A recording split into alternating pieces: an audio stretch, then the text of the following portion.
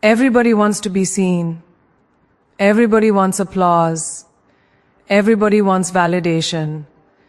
But let me tell you something most people are too loud to hear. The strongest moves you will ever make are made in silence. If people can hear you coming, they can prepare. If they can see your plans, they can interfere. And if they know your next step, they can try to stop it. So today, I'm not here to motivate you to talk more. I'm here to remind you why silence is power. Silence is not weakness. Silence is discipline. And discipline is the difference between people who talk about change and people who actually become something. See, weak minds are addicted to noise. They need to explain. They need to justify. They need someone to say, yeah, you're right. But disciplined minds don't operate like that. Disciplined minds understand that every word you speak before the work is finished is a leak in your focus. Every unnecessary explanation is a crack in your mental armor. Silence is you telling yourself, I trust my process enough not to advertise it. Silence is restraint, and restraint is power. When you don't react to every comment, when you don't respond to every doubt, when you don't announce every move, you're not shrinking, you're sharpening, you're conserving energy, you're choosing control over chaos. Most people mistake loudness for confidence, but the truth is, confidence doesn't need witnesses. Confidence doesn't need approval. Confidence moves quietly, precisely, and with intention. Look at how undisciplined people move. They speak before they act. They promise before they prepare. They announce before they achieve. And then when life hits them, when obstacles show up, when pressure exposes their lack of foundation, they fall apart publicly because they built nothing privately. Discipline says, I will not speak until my actions are undeniable. Discipline says, I don't need to be understood right now. And that's hard, because the ego wants credit before the work is done. The ego wants recognition early. The ego wants reassurance. But discipline kills the ego daily. Discipline understands that validation is a distraction, not a reward. When you stay silent, you starve the ego and feed the mission. You stop performing for people who aren't qualified to judge your journey. You stop giving access to people who haven't earned insight into your life. Silence is you drawing a line and saying, this part of me is under construction, and construction zones are closed to the public. Most people talk because they're afraid of being forgotten, afraid of being doubted, afraid that if they don't speak up, nobody will notice them. But disciplined individuals understand something different. The loudest people in the room are usually the least prepared. They talk to cover insecurity. They talk to feel important. They talk because silence forces self-reflection. And self-reflection is uncomfortable when you haven't done the work. Silence forces you to sit with your shortcomings. It forces you to face your excuses. It forces you to confront the gap between who you are and who you say you want to be. That's why most people avoid it. But that's exactly why you must embrace it. Because growth doesn't happen in noise. Growth happens when it's just you, your standards, and your commitment. No audience, no applause, just truth. Silence gives you that truth without filters.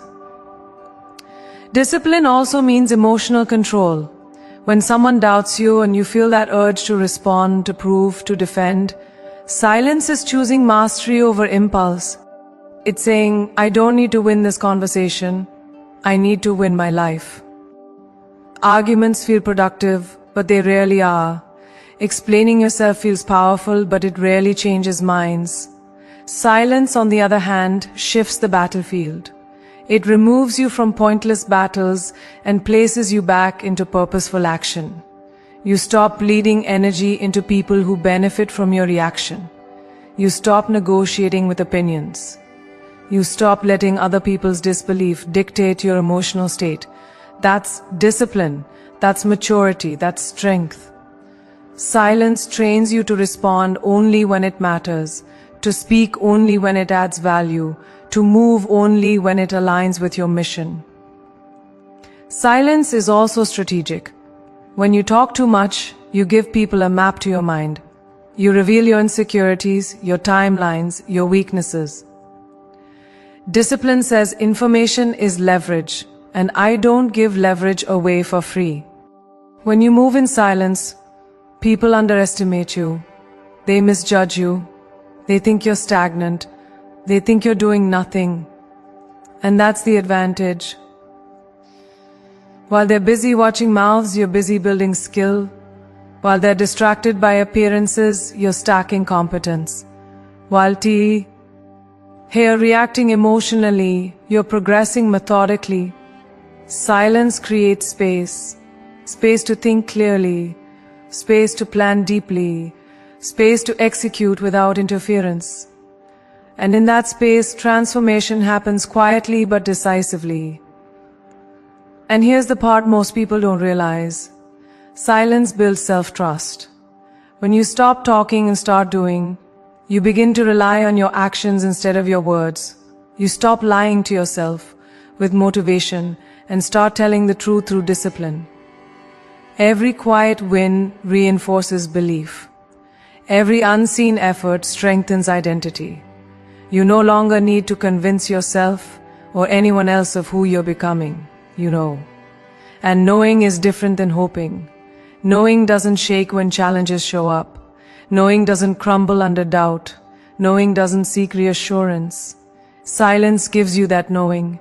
It strips away performance and leaves you with substance. It teaches you to stand alone without feeling lonely. To move forward without applause. To become dangerous without making noise. The moment you speak a dream out loud, you invite the world into something that is still fragile. Dreams in their early stages are like open wounds. They don't need air, they need protection. Most people don't understand this, so they talk, they announce, they post, they share before the idea has muscles. And then they wonder why their motivation fades. It fades because every dream spoken too early becomes exposed to opinions that were never meant to shape it. People hear your vision and immediately filter it through their own fears, their own failures, their own ceilings. They don't respond to your potential, they respond to their past.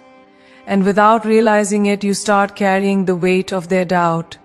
Silence would have kept that weight off your shoulders.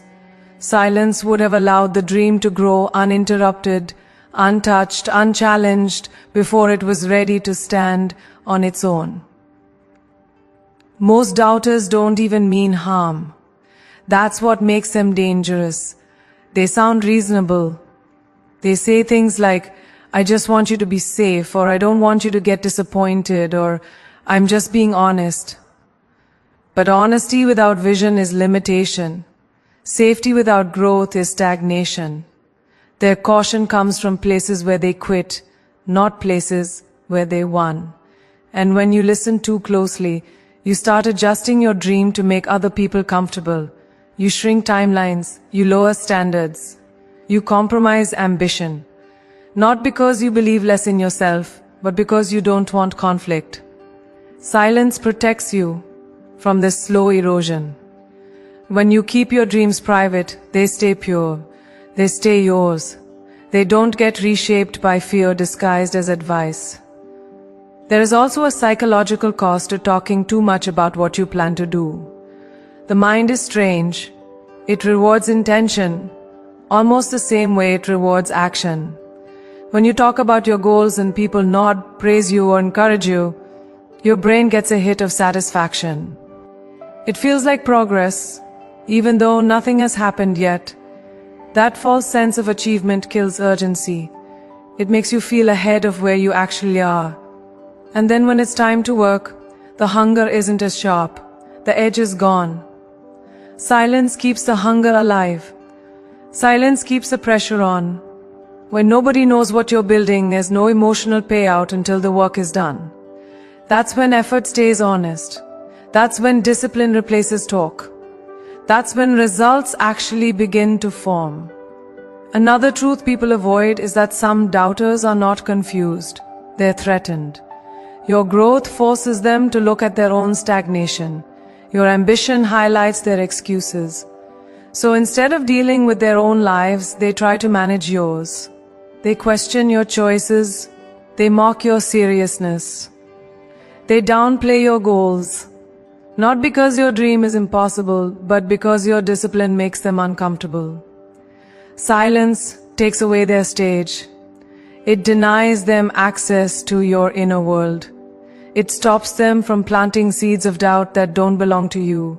When you stop explaining yourself, you stop giving insecure people something to attack. You reclaim control of your narrative by refusing to narrate it at all.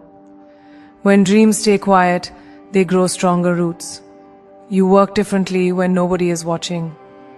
There's less pressure to perform, and more freedom to experiment, fail, adjust, and try again. You don't feel rushed to prove anything. You're not chasing applause. You're chasing mastery. And mastery requires patience. It requires repetition.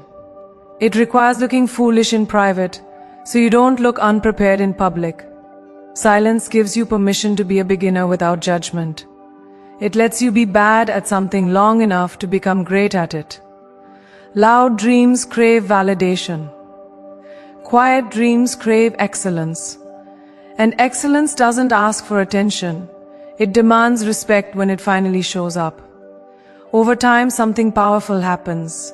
The same people who once doubted in silence begin to notice in awe, not because you explain better, not because you convinced them, but because your progress speaks a language they can't argue with. Results end conversations that words never could. And that's the real victory. Not proving people wrong, but outgrowing the need to prove anything at all. Silence wasn't avoidance, it was strategy. It wasn't fear, it was wisdom. By keeping your dreams private, you didn't weaken them, you fortified them. You allowed them to mature without interference, to rise without permission, and to stand without needing anyone's belief. But your own growth is not pretty. It doesn't announce itself with confidence or arrive wrapped in certainty. Growth starts as confusion. It starts as discomfort. It starts as you realizing that the old version of you can't carry the new life you want.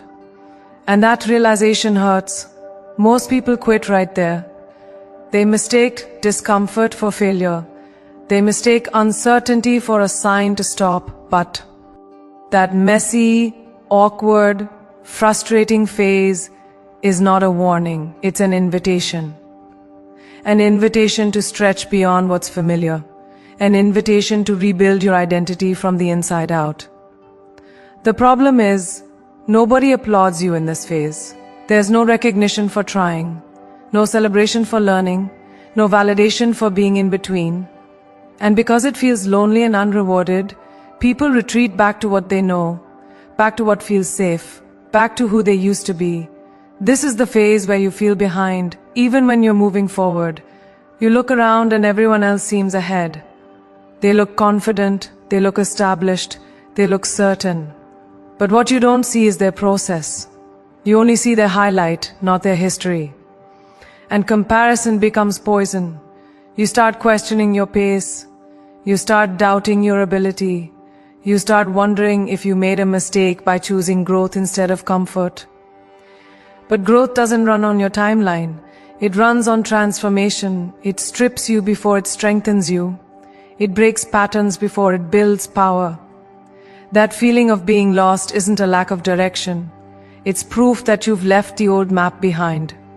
You're not stuck, you're recalibrating. There will be moments when you don't recognize yourself. Your old habits won't fit anymore, but your new ones won't feel natural yet. You'll feel clumsy in your discipline, awkward in your confidence, unsteady in your choices. That's because growth requires repetition without reassurance. You have to show up before it feels right. You have to commit before you feel ready. And that internal friction, that tension between who you were and who you're becoming, is exhausting. It's easier to quit than to sit in that discomfort. But if you quit, you don't return to peace. You return to regret, because once you've seen what's possible, going back hurts more than pushing through.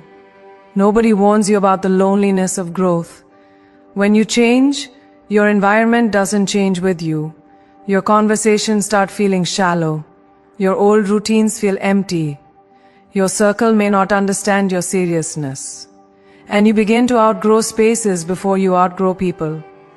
That isolation can feel like punishment, but it's actually preparation. Solitude sharpens awareness. It forces you to listen to your own voice instead of the crowd. It teaches you self-reliance. When you're stripped of external validation, you learn how to validate yourself. And that skill becomes armor later, when pressure increases and expectations rise. Growth isolates before it elevates, because strength built in solitude lasts longer. There will also be setbacks, moments when progress seems to reverse, days when motivation disappears, weeks when results don't show. That's when doubt gets loud. It whispers that you're wasting time, that you're not built for this, that you should return to what's easy. But setbacks are not signs of incompetence. They're tests of commitment. Growth is not linear, it spirals. It revisits old weaknesses at higher levels. Each time you face them, you're stronger than before, even if it doesn't feel like it. What matters is not how you feel in those moments, but whether you continue despite the feeling. Discipline in the absence of motivation is what turns struggle into strength. One day, almost without realizing it, things start to click. The habits feel natural, the confidence feels earned, the skills feel integrated. And people look at you and say it happened fast, not knowing how many ugly days were buried beneath that moment. That's the illusion of overnight success. But you know the truth. You remember the confusion, the self-doubt, the nights when quitting felt logical. And that's what makes the growth permanent. Because it wasn't borrowed confidence, it was built. It wasn't luck, it was endurance. The ugliness wasn't a flaw in the process, it was the process. What you do when nobody is watching is the truest reflection of who you are, not when the lights are on, not when the room is full, not when there's praise attached, but when it's quiet, when there's no accountability except your own word. That's where real power is built. Private work strips away performance and exposes intention. There's no audience to impress, so the only question that matters is whether you're willing to show up anyway. Most people aren't. They need visibility to feel motivated.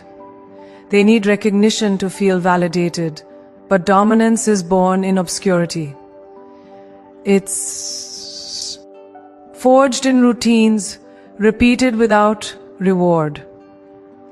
It's created in moments that feel insignificant but compound over time into something unstoppable. Private work is uncomfortable because it offers no immediate feedback, no applause, no likes, no external signal that you're doing the right thing. Just effort and faith. You have to believe that what you're doing matters before anyone else does. And that belief is rare. That's why so few people reach the top. They can't tolerate the silence long enough. They quit because it feels pointless. But nothing powerful is ever built in a rush. Mastery demands patience. It demands repetition when results are invisible. Every quiet hour you put in is a deposit. You may not see the balance growing, but interest is compounding. And one day, the return shocks everyone, including you. There is a different standard you hold yourself to when the work is private. You can't fake effort.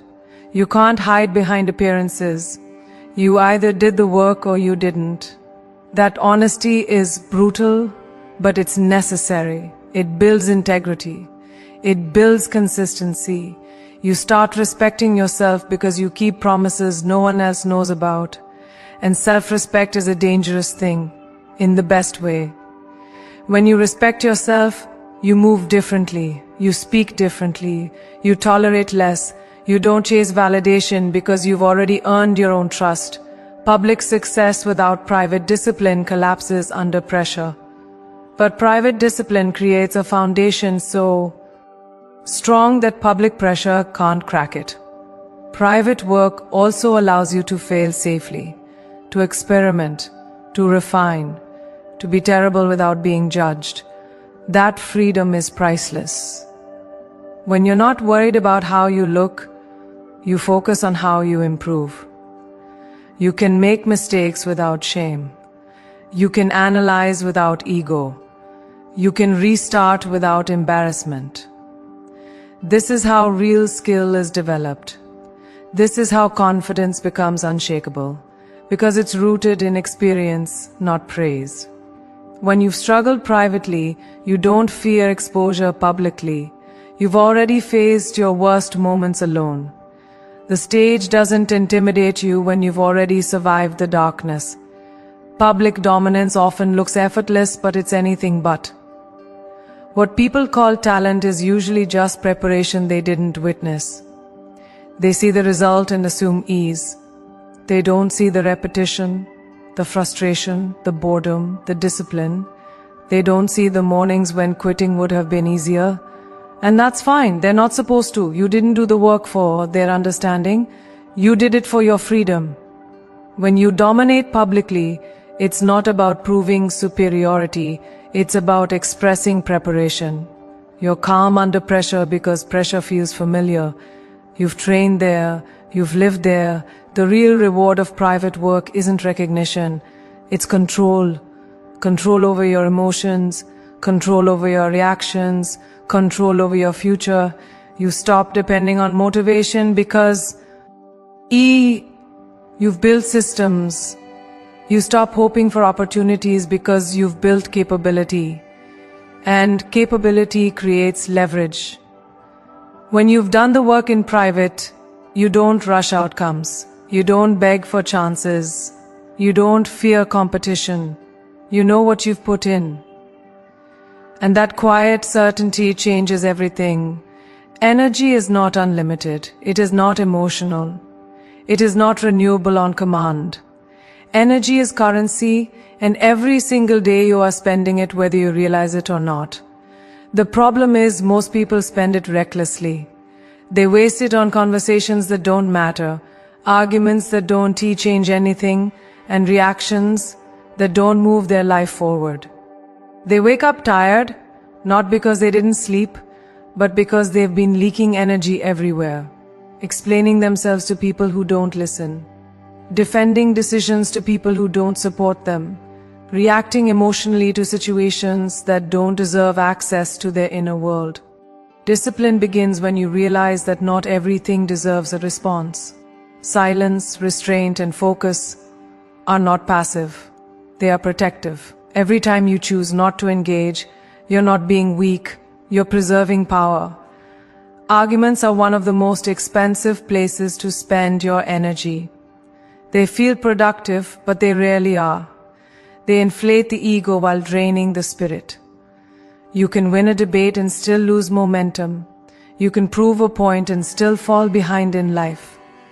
Most arguments aren't about truth. They're about control, pride, and validation. And when you participate, you give your energy to someone else's emotional chaos. You allow them to pull you into their frame instead of staying grounded in your own purpose. Mastery means recognizing when something is not worth the cost. When your mission is clear, distractions become obvious. You stop trying to be right and start trying to be effective. And effectiveness requires energy, not noise. Explaining yourself is another silent drain. Every time you feel the need to justify your choices, You hand your power away. You subconsciously place other people in the position of judge and yourself in the position of defendant. That dynamic is exhausting. It keeps you mentally tied to opinions that don't build your future. People who are committed to misunderstanding you will never be convinced, no matter how well you explain. And people who respect you don't need explanations in the first place. When you stop over-explaining, you reclaim mental space. You stop rehearsing conversations that never happen. You stop reliving moments that already passed. That saved energy doesn't disappear. It gets redirected into action, clarity, and progress. Emotional reactions are the most expensive habit of all. They feel automatic, but they are trained responses. Someone says something, does something, doubts you, questions you, and instantly your mood shifts. Your focus breaks. Your day derails. That's not strength, that's vulnerability. Emotional control doesn't mean suppression. It means choice. It means you decide what gets access to your internal state. When you react impulsively, you give external events authority over your inner world. When you respond intentionally or don't respond at all, you keep authority. That control compounds. Over time, you become unshakable, not because nothing affects you, but because you don't let everything affect you. Energy spent proving yourself is energy stolen from becoming yourself. The need to prove comes from insecurity, not ambition. When you are deeply committed to growth, you don't chase validation, you chase skill. You don't seek recognition, you seek mastery. Proving is loud and temporary. Building is quiet and permanent. Every minute spent trying to show others your worth is a minute not spent increasing it. The most powerful people in any room are not the ones talking the most. They're the ones who don't need to. Their presence carries weight because their energy hasn't been scattered. It's concentrated, focused, refined. They've invested it where it multiplies instead of where it evaporates. When you start spending energy wisely, your life changes rhythm. You feel calmer, not because life gets easier, but because you're no longer fighting unnecessary battles. Your focus sharpens. Your decisions become cleaner. You stop feeling drained by people because you stop giving them unrestricted access. That conserved energy fuels discipline. Discipline fuels consistency. Consistency fuels results. And results create leverage. At that point, you don't need to argue, explain, or react. Your position is already established. You move with intention. You speak with purpose. And when you choose silence, it's not avoidance, it's precision. There comes a moment when effort turns into evidence. Not because you announced it, not because you explained it, but because the work finally has weight. Winning so loud doesn't mean being flashy or arrogant. It means your progress becomes undeniable. It means your life starts answering questions you never responded to. People notice shifts before they hear words. They notice confidence in how you walk, clarity in how you speak, discipline in how you move. Loud winning is not about noise, it's about presence. It's when your results occupy space, when your growth changes the temperature of every room you enter. Silence makes sense then, because there's nothing left to clarify. Your life has become the message. Most people think winning is a single moment, a breakthrough, a milestone, a visible achievement. But loud winning is cumulative. It's built from thousands of quiet decisions stacked on top of each other. Decisions to train when nobody cared, to study when nobody watched, to improve when nobody believed. Each of those moments felt insignificant on its own. But together, they created momentum. And momentum changes how the world responds to you. Suddenly, doors open without you knocking. Opportunities appear without you asking. Respect replaces skepticism. Not because you demanded it, but because you earned it. Silence becomes natural at this stage because speaking would actually dilute the impact. Words would shrink what actions have already expanded. There's a shift that happens internally when you start winning for real. You stop needing external acknowledgement to feel grounded. You stop craving validation because you've validated yourself through consistency. The hunger changes. Early on, you want people to notice. Later, you want peace. You want alignment. You want control over your time, your energy, your direction. Loud winning gives you that control, not because you dominated others, but because you mastered yourself. And once you've done that, there's no urge to brag. Bragging is insecurity trying to be seen. Silence at this level is security that doesn't need witnesses. What confuses people is that the louder the win, the quieter the winner often becomes. That's not coincidence, that's maturity. When you've been through the process, you understand how fragile beginnings are and how heavy success can be. You don't rush to speak because you've learned the cost of attention. You know that not everyone deserves access. You know that not every opinion deserves a response. So you let people talk, you let assumptions form, you let narratives run wild. Because none of it changes your reality. Your focus is no longer on being understood. It's on staying disciplined enough to maintain what you built. At this level, silence isn't avoidance. It's efficiency. You don't explain how hard it was, because struggle is part of the price. You don't justify why you deserve it, because merit already paid the bill. You don't compete verbally, because competition is happening in results. Loud winning creates a gap between you and the noise. And in that gap, you gain clarity. You see who's genuinely curious and who's just watching. You see who respects the work and who only respects outcomes.